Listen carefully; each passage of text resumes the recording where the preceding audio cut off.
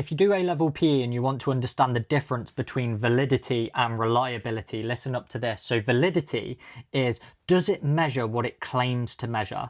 Whereas reliability is, if you did it again and again and again, would you get the same result? So for reliability, I always remember R for reliability, R for repeat.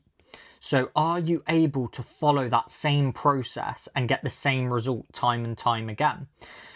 For example, let's say we're looking at an observation. An observation would not be reliable because if there was a different person doing that observation, I guarantee they'd have slightly different outcomes to another person doing an observation.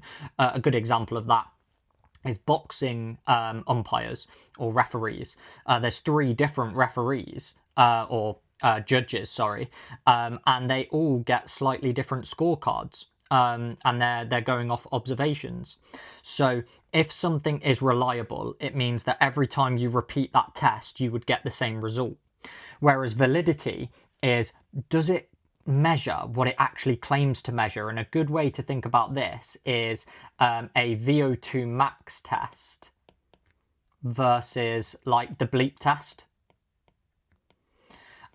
So the VO2 max test is reliable because it's measuring the volume of oxygen inhaled and it's comparing that to the volume of oxygen exhaled, and therefore it's telling us exactly how much oxygen remained in the body and was utilized.